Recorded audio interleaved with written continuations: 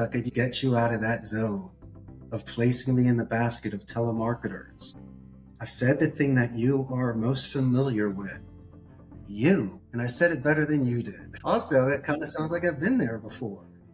So you're talking about conflict management and defense. I'm dropping your D from a 10 to a 6. And I just bought myself another 3 breaths of conversation. Usually you ask me who I am, but in a nice tone.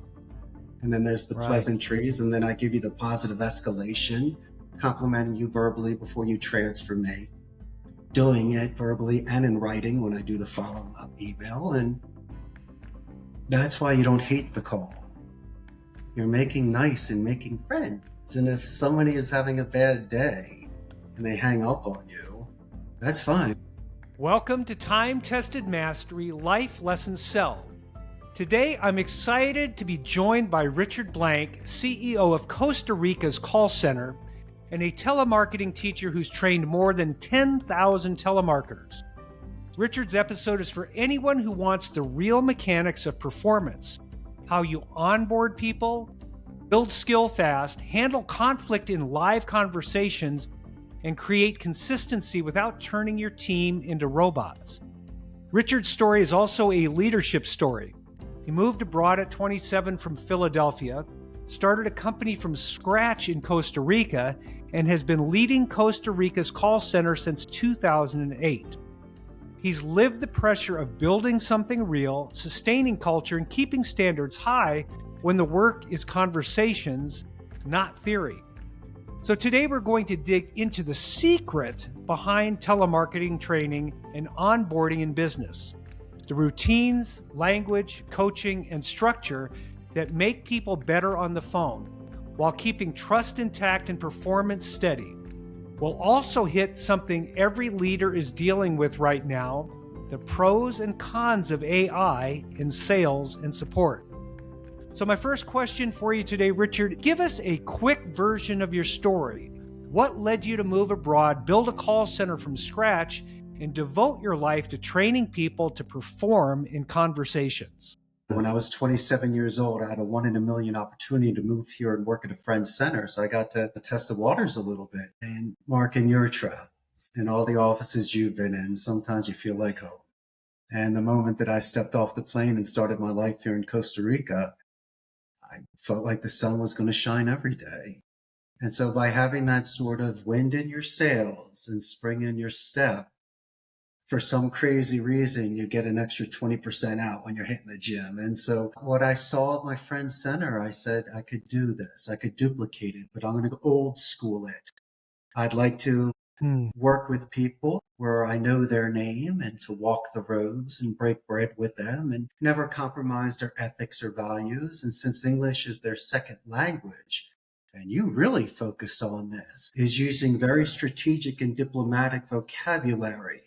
So regardless of the market conditions or anything else that may be out there, that random variable, we're still very consistent and it's offering the best first-class service. And so there always will be those soft skills, Mark, that we could fall back upon. And so that's the kind of foundation and the base that I was dealing with my call center, just being a little bit more advanced in regards to linguistics and interpersonal communication. So not only were you training and teaching people to be good on the phone as a telemarketer, but you were teaching people that English was a second language. Is that correct? Yes, Costa Ricans. I mean, Spanish is their first language, just like Spanish is my second language. And so you can start off with the bad words and the funny stuff and how to ask for beer and things like that. But if you really want to have good runs and to see how it could expand your life and experience and open many doors, you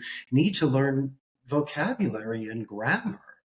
And you need to be more attentive with your listening skills and really focus on phonetics. And so anybody that's taken the time, the dedicated practice and the structure to learn a second language, in my opinion, regardless of the language mark, it bears the mark of higher education. And don't be ashamed or embarrassed of an accent. And in my professional opinion, I see it as a beauty mark.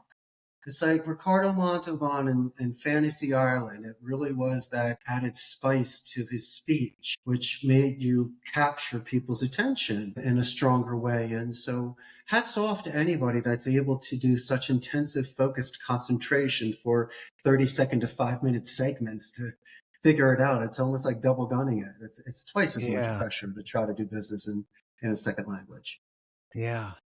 So I'm going to use the analogy because most of the people that listen to the podcast are related to the real estate industry. And so I'm going to focus on people that have not used the telephone as their primary method of communication, or they're new to the real estate business. So they're speaking a different language, Mm-hmm. speaking the real estate language when they're calling people. So you True. talked a lot about starting with new people. Where did you start with people when they just came into your organization? What do you start with? Fear. You have to put it to bed. Some of the best movies are when someone stood up to their bully or asked their crush to dance, or, just as they say, having a coming of age moment. As long as you do things with good intentions and you're not aggressive, there's nothing wrong with building that skill. And so, funny thing is, prior to starting my call center, before working at my friend center and starting my own, there was a 2-year area where I was making phone calls for my brother's real estate company in Arizona. And so, my good friend, I know what it's like to call FISBOs on a Sunday, cancels and expires, calling for commercial land. But we can definitely talk about that. When you're in such competition, and I understand it's about percentage points if you're representing somebody or you're finding the buyer, but in order to get that appointment, you needed to make that connection. And for me, since I was calling on behalf of brokers, I was focusing more on the MLS, but more really on the photographs that they had in their home, because without trying to sound shady, but you're taking pictures of you're inside of your house. And so if I see, something there with the Philadelphia Eagles on the wall, I'm definitely going to mention it. Or if you have a really Right. nice backyard with a pool, or you did something beautiful in the front of your house, or a really cool kitchen, I'm going to talk about those things. And you know what people are proud of. So instead of just trying to hustle an appointment, I was trying to compliment their tastes and just to see if I could find some goodies in the background that I could talk about how much I love dogs, because they love their puppies. And so those little things, my man, would reduce the defense and it'll give me at least 30 seconds to an extra 2 minutes worth of wiggle room to try to connect with the people, compared to just we're not interested hang up calls. So getting back to your question, people come into the call center. You have a wide range of individuals, Mark, just like you've Mm. experienced. You have the green freshmen that have never made a call before. And then you got the seasoned gray hair that may or may not have good habits. You never Uh-huh. know. And Yeah. so for me, the first things first, as I mentioned, learning a second language is 10 times harder than any campaign I'll put them on. And secondly, how about this, my man? You and I have never compromised our ethics or values to earn a dollar. We've been extremely selective of the businesses, campaigns, and sales we've done. Look at all the thousands of deals you have done. And so we had the opportunity and the leverage to choose, but we chose what we do because of multiple reasons. It might be lucrative or convenient, or once again, you're not selling your soul. And so I'm a guest here, and I just want to make Yeah. sure that I did the right thing. But so we got that out of the way. And then how about this, Mark? You're not going to believe this. I've seen what you've done, read about you, and watched the videos, and you've said that of myself, and I appreciate that. And so imagine a green freshman at 18. They might be intimidated by that. That's not our fault. If you're not stealing, you shouldn't be afraid of a cop, or cheating being afraid of a teacher. Why would you be afraid of Mark or myself just because we're older than you and we have this experience? You should be the squire to a knight. And so, guess what, my man? And I'm sure you're the same. There's 3 or 4 checkpoints prior to them sitting in your training class. I'm not just bringing people off the street just to see. And so, these people need to have the right frame of mind. They need to be open minded. And it's not about critique, it's about growth. And the only reason that I'm able to do it, just like yourself, is it's our wheelhouse. We've done it. Not saying we're better than, but we've seen the pattern over decades. So we can share this with you. And that's where I come into play. I'm the bridge between the island. I'm the one Mm. that gets the wrinkles out. And I'm the one that when I'm on the phone call, looks over at my man Mark and gives him a high five or the gun, when I'm in the middle of a sale. I mean, you capture that magic in a bottle. And what happens is, and you know this from your favorite coach or teacher or best friend, you get to be there when someone sheds skin and has a Yeah. breakthrough and gets to that next level. Yeah. And that's what you and I do, my man. We pay it forward in that way. And so by having that sort of depth and interest in individuals' growth, I've been able to give them such strong foundations with me that when if I need to have the come to Jesus meeting where I need to call the balls and the strikes, they'll listen. Because as you say, it's not critiquing. Give me a break, man. I've complimented you 99 times. This time you got more, Yeah. mustard on your face. I got to let you know because you're my boy. And Yeah. so when Yeah. you've had that sort of relationship, that's when you're able to get people to different levels of working with you. That's awesome. There are several things that you said in that that really make sense to me. Number one is I've never sold anybody anything that they didn't want. Ethically, I didn't feel the need to do that. And the second thing that I really got out of, what you were sharing is how much you and I enjoy communicating with people and using the phone. To me, it is something that most people don't either want to do or they don't do well. So, can you share, what are the characteristics that make somebody good on the phone? Most people fear public speaking more than death. Isn't that great? That means Mark and I will do it. Why? Uh-huh. Because fortune favors the brave, and I'll get more jewels and gold, and I'll be the hero of the story. Why do people hate making calls? Because it's got a bad rap, and Hollywood has glamorized it. And maybe the people, if I may be forthright, maybe setting you up to fail. Not saying you're not talented. I could put Mark on 100 lists, but depending on the list and the support, forgetting even the product, how old is the list? How updated is? What is this pipeline? How is it being worked? Who's in charge of what? And so many times, and I've read about your program, things fall through the cracks. So it's about building a solid pipeline, but that's not the point. You could really tee it up for somebody. You can give them a Glengarry lead where they're sitting by the phone with a credit card at the ready. Some, they just maybe, as you see in certain movies, they just filled out a form because they were somewhere and you're just trying to pitch them and it's a cold call. But I always believe in romantic deaths. Hear me out here. Regardless of what happens on a phone call, if I'm capable of saying time tested mastery podcast, how are you today? And I started out with a company Spike. Why? So I could use my initial anonymity to get you out of that zone of placing me in the basket of telemarketers. I've said the thing that you are most familiar with. You. And I said it better than you did. Also, Mm, it kind of sounds like I've been there before. So you're talking about conflict management and defense. I'm dropping your D from a 10 to a 6. And I just bought myself another 3 breaths of conversation. Usually you ask me who I am, but in a nice tone. And then there's the right. pleasantries, and then I give you the positive escalation, complimenting you verbally before you transfer me, doing it verbally and in writing when I do the follow-up email. And that's why you don't hate the call. You're making nice and making friends. And if somebody is having a bad day and they hang up on you, that's fine. Just jump a cloud, man. It's just 30 seconds of your time if that's what you decide to do. But if you're going to do it, wear comfortable shoes. There's Yeah. something interesting in the tarot cards. It's like the Fool card.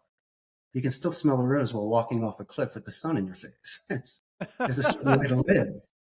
And so the most glorious deaths are the ones you've seen in the movies where they put their chests out and they take it because they know that that's just how it's going to be. And they give their best for 30 seconds of beautiful life. And if you can do that 1 to 300 times a day, don't be surprised.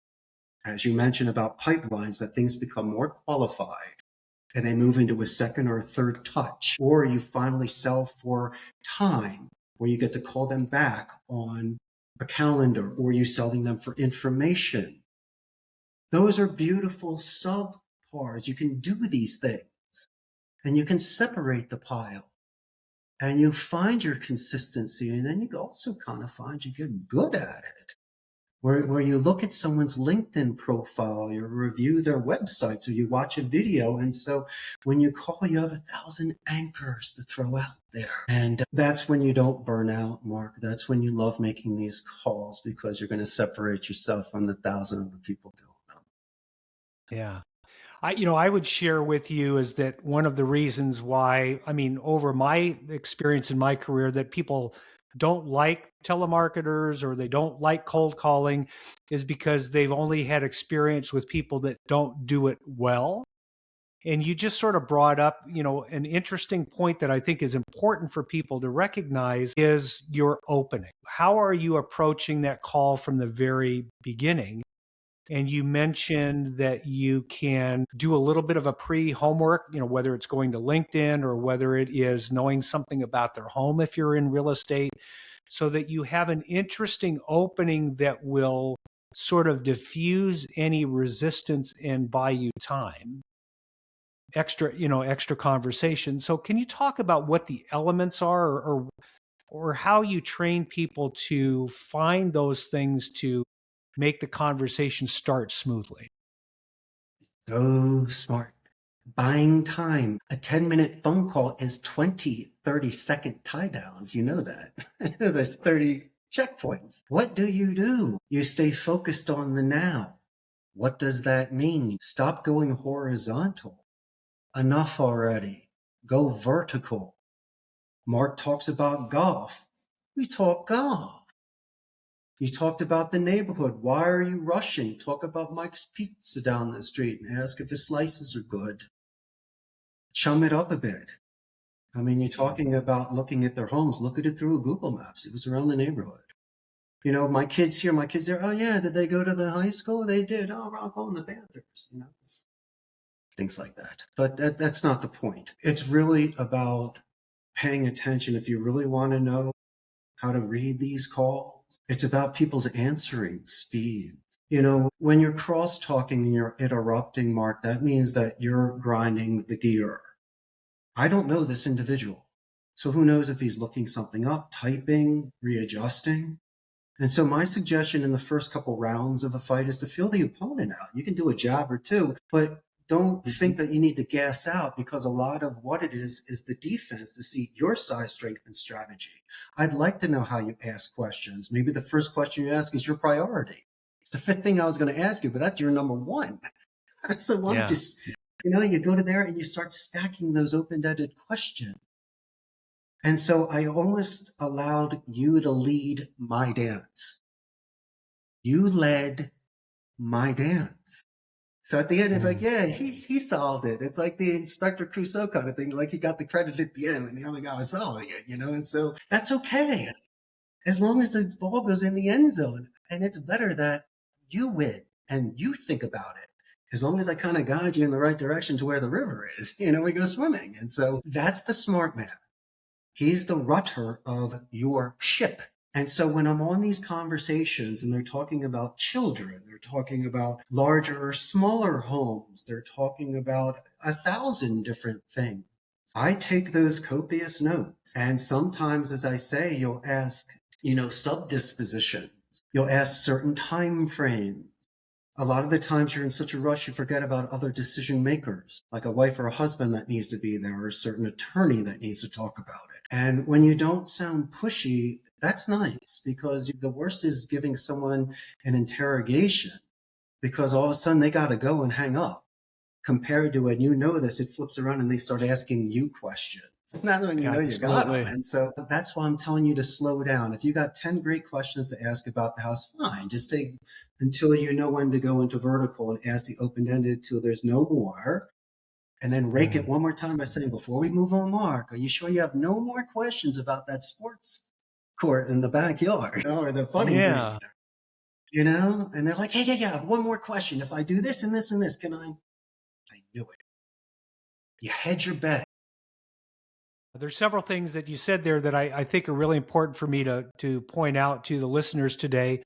You used the phrase open-ended questions, which allows people to provide you a lot of information which is critical when you are selling. When you're helping somebody make a decision, the more information you have about their true motives and their true needs is important. So open-ended questions will give you all kinds of information. And the beauty of it is that if you ask short questions, you have to ask 100 questions to get the same information that if you ask 5 really good open-ended questions and let them elaborate. It's almost like peeling an onion. You just let, one layer after. You ask one question and you just go with them and let the onion open up for you. I mean, that's really a beautiful thing. The other part is there's a lot of resistance, and people don't have resistance when they're talking about themselves. And it sounds like you're encouraging that quite a bit. You are. There's a way, and you mentioned that you can manipulate learning, not the conversation, but if it's an open-ended question and you're talking, it gives me a chance to listen to how you speak for a minute. Are you always yelling? Are you just a yeller? Are you a person that just likes to curse? Are you a person that does loud whispering, or do you pause too much? So then you see that pattern. Maybe when you first answer, hello, you're like, oh, this guy's going to kill me. But then after the 5th question, you're like, he's a pussycat. And so it allows you to see through a neutral question how somebody answers it. So then when you have to ask that, as you say, more important question, are we having the appointment, signing the contract, the special ones, then you can see the temperature going up or down compared to the first 4 questions that he answered for you. So I need for you to pay attention to a couple things. The rate of speech, how fast or slow he goes. Doesn't matter. Either word could win from a yes to a no. And then how loud they are to how soft they speak. As I say, a screamer could buy, a whisper could say, oh no. Yeah. So just kind of pay attention to the spikes and the dips if you're asking neutral questions compared to the closing questions, because not every question mark will get you the same sort of response in regards to speed and sound, if that makes any sort of sense. That's awesome. So what mistake do you see most telemarketers doing? Then share, how you help them overcome that. Well, the first one is they don't want to do it. But if they are doing it, they're not listening. They'll miss the mark. There's always that one golden moment on every phone call. And if you capture it, it's lightning. It's magic. You got the call. You missed it. Imagine if you didn't hear the dog barking in the background because I'm talking to Joey or was spacing out. You find ways to connect. And so, as I say before, if you don't want to make these calls, and I'm not going to force you to do it, you should find another line of work. But if you have the heart to do it and you're willing to play the long game, kind of like the old school people that would canvas and knock on door to door, selling encyclopedias or whatever, hats off to those people. I mean, that's a hardcore sales individual. I've done that before. I used to sell candy bars for my little league, so I know what it's like to walk the street, but I was cute, so I was making a lot of sales. But imagine the rejection rate or the success rate. It builds character. You have to understand, you and I are realistic. It's very rare that somebody is with you for 10 years, let alone 30 to 40 to get those gold watches. In my industry, where the attrition rate is 6 months, you're lucky if someone's with you at all. And so the greatest gift that you and I could do is to give them something to take with them. They can always make money if I get them to become better speakers. And so what do? We look at the thesaurus. So I can change a word. I'll give you a good one for an example. I can adjust a tone. I'll take out the word help and I'll use assist, guide, or lend a hand, depending on the stage of the relationship. I hate the word help. Assisting, guide. Come on, Mark, let's lend a hand this guy. And then instead of excuse me or I'm sorry, which all of a sudden is a rabbit hole, you say, hey, Mark, for my clarification, was it A, B, C, or 1, 2, 3? And so it's like sacrificing a pawn or falling on a sword. I'm still able, you're talking conflict management earlier, I'm still able to keep the tone positive, because how many times has someone said they're sorry to you on a call and you're like, it wasn't even you, it was the guy that I spoke to like 3 weeks ago when I called your company. It's not fair when people have to jump on that grenade. I don't like things like that. And so Yeah. the greatest thing somebody can do is to be heard, or if you repeat back what somebody says so you understand it. And if you really want the $1 million information, why don't you repeat information with the military alphabet? Because chances are someone is served when you're calling. And so if you're just confirming spellings of last names or street names and stuff, and just do the military. And people say, yeah, he served back in here and there. And you get to talk about it. And so that's always been my Hail Mary. And I've probably hit that about 30% of the time. People usually bring it up that they served. Okay. Before the call ending, now you're talking to Master Sergeant about his call. So instead of the call going 2 minutes, now you're on 7 minutes. My man Mark got another 5. Yeah. That's all because they're black and blue from terrible phone calls. And so, as I say before, you just find a way to be authentic. Then chances are they'll just, as you say, give you more time. Yeah. So what, for your people, what does practice look like? Oh, we have the luxury of technology. I mean, the first time I think we were able to listen to ourselves was like 1856 where that woman was singing in French. But back in our day, it was a tape recorder, sometimes reel to reel. Now people can record themselves on the phone. And so everybody claims to not like how they sound. Well, you also have a mirror. Do you like how your hair looks? Did you miss a spot? This is what you got. And so there are ways to make it where it's more soothing, where you don't sound like you're yelling, and just you might enjoy what's given to you. And so what I'm asking the people to do is to record themselves. And I want themselves to listen as they're rating their pitch. I also want them to watch certain things on the television, certain really good rhetoric shows where they can first watch it without sound and then they watch it without sight. And then they can combine the two for the third. But it would be very interesting to see if they can dissect the body language into what's going on. And then after having those images, then listen to or switching it around and going either way. And so we're just working on phonetic skills because not every conversation will be crystal clear with noise canceling headsets, Mark. We might be in a bar somewhere, on a train, on a plane. There could be screaming everything's around us. So how am I going to get you, man? Especially if it's my second language. And so I'm trying to get the people to get 30, 40% of a conversation and reading body language, seeing what's around them, and then figuring it out if I know what's going on. So it's a good play. Awesome. You're So juggling. That's what you do. yeah, well, let me ask that because I mean, there's questions that come up as you've brought that up. So when you're talking with your people, you want them to record themselves so that they can listen to themselves to find ways to get better. But then you went into good rhetoric that is visual. So talk about how the body language, seeing the body language without the sound, and then how the sound and the body with the body language gone, how does that help people get better at, because I think there's a way, it's in here, it's imagination. But from your perspective, how has that helped them? Great question. You do have an amazing podcast, Mark.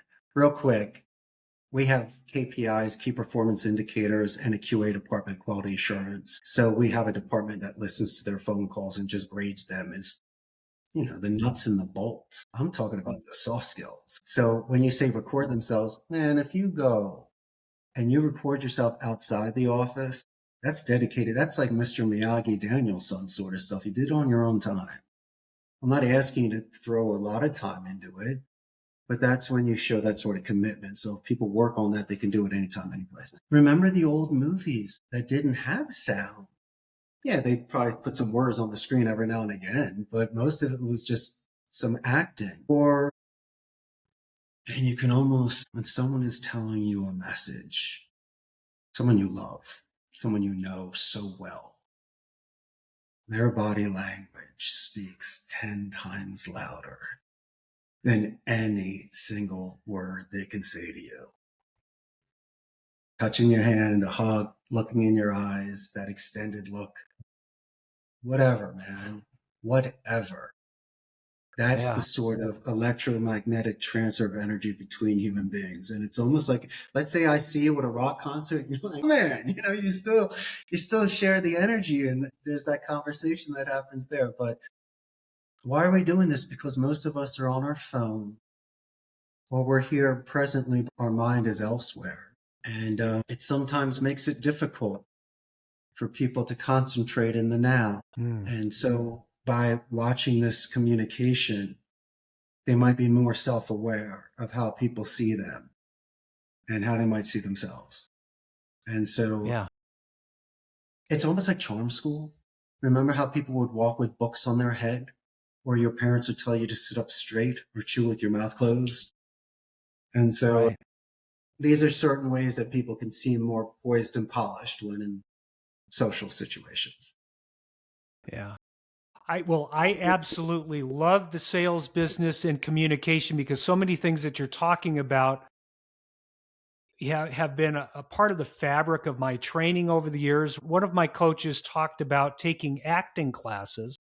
And that's where I made that connection with looking at the body language with the television without the sound, is that so much of what we do communicates so much louder than our voices do. Our tone of voice means a lot more sometimes than the words do. And I can tell Yes. by your presentation that you have really practiced all of those little details that make effective communication so powerful.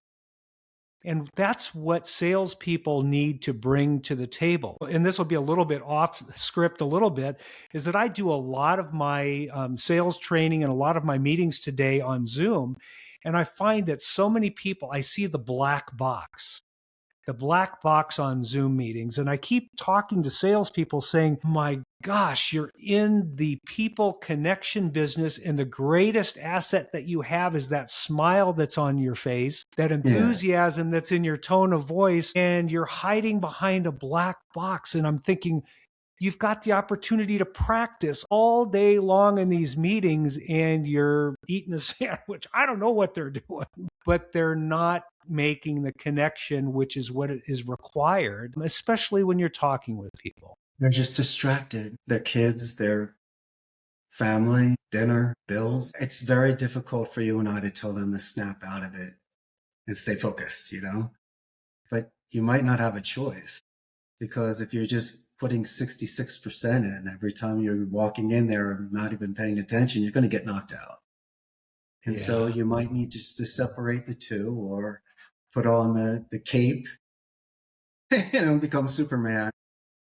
But it's interesting. It's like when you put on the suit, you get into character.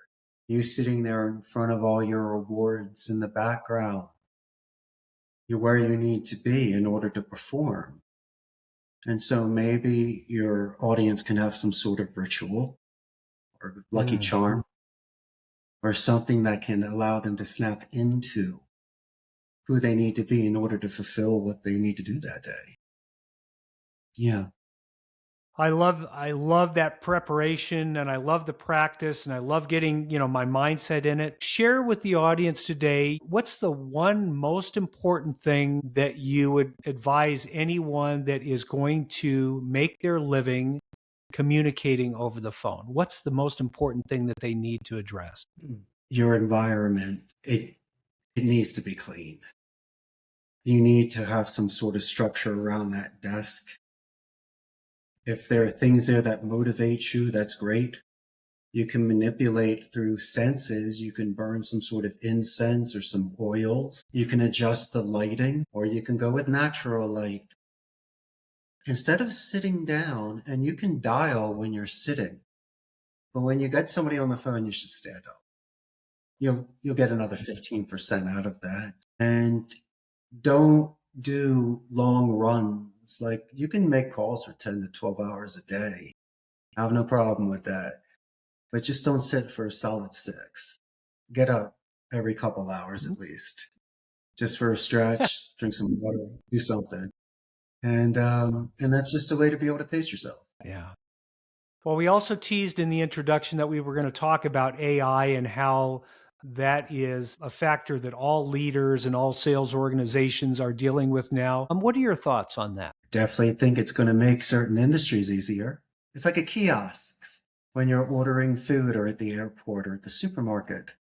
It did take away jobs, but it's quicker for some people, more convenient. In my industry, Mark, it's going to replace a lot of the entry level agents that do gathering or just simple information confirmation. And if people are comfortable enough to put in information or confirm things, yes, you can definitely replace agents there. But it will never be able to replace empathy. There have been times that you wanted to speak with somebody to retain you as a client or to give you a referral or who knows. But if my business is that important, I expect somebody to be there to give a little stroking, let me know that I'm important. But no, in my industry and in time, and it will be soon, they'll probably be able to replace 80% of the industry when it comes to troubleshooting customer support. I think the only time it won't be is when it's PCI compliant or HIPAA compliant, where you do need to speak to somebody live for banking or for health. But I think the majority of the rest, ordering a car part or something with Amazon, yeah, that could easily be replaced. So the people that you do get will be super first class Division One, polished and top dollar. And so do I see the writing on the wall? It depends how you look at it. It's kind of like Zorba the Greek. I'll just put my arms out and Yeah. start dancing regardless of the shift. And so it's been a good run. I appreciate anybody that off the phone likes the art of speech. I tell you what, my man, you'll always appreciate the violinist in the town square compared to 1,000 different things that AI produces, or there's someone that does the silhouette with chalk. Humans will always appreciate other humans' abilities in art. And so I'm not worried about that. There will always be a market for people that want to speak with others. Yeah, absolutely. Well, and as we race towards a digital world and an AI world, the one thing that I know that a machine can't do is be human. And so that's really a wake up call for all of us to build our soft sales skills, our emotional intelligence, and simply be more human beings rather than human doings, because the machines are going to be doing it a lot faster than we are. So we really need to be more human beings than human doings. So I can appreciate everything that you've shared today. I'll leave the audience with a way that they can work with you in the future or learn more about what you're doing, if that's something that they have an interest in following through. I appreciate that. Most people don't like telemarketers, so just being here on the show is great. I just have people fear it. I'm only teasing. But anyway, have your audience buy a first-class plane ticket, fly down to Costa Rica, come visit me. I got a lot of suggestions. It's a great place to be. But no, if anybody wants to send me a script and say, Mark recommended you, take a look at it. I'd be more than happy to run through it and make some suggestions, but I can't thank you enough. And I think your audience should be bold and brave. Look at yourself in the mirror, make your bed in the morning. Telemarketing, there's bad actors in any industry. It's just telemarketing. Why do they tease it? Because most people are afraid of it because they wish they had the guts to do it. Because there's nothing more Yeah, fulfilling than making a cold call than having a new good friend. And so if you're yeah, willing to take that chance, if you're willing to do this in business anyway, you might as well go really hit it hard and go for yeah. it and do very well in this. And so make Mark and I proud, and keep focusing on those soft skills. Yeah, absolutely. Well, for those people that say that telemarketing is not good or doesn't work, I can assure you that I grew up as a kid that didn't know how to sell my way out of a cardboard box. And I started cold calling at the beginning. I mean, I'm talking real cold calling. Cold calling, that's how I started my business. And I can share with people that calling people on the phone works if you're good at it. If you're lousy at it, you're wasting your time and you're wasting their time. But if you take the time to really build the skills, you don't have a whole lot of competition as a telemarketer. in the sales business, in the real estate business, that's for sure. So I so much appreciate your time today and look forward to hearing the feedback that I get from the people that listen to our episode today. Awesome. Thank you so much, Mark. If you got value out of this episode, here's your assignment.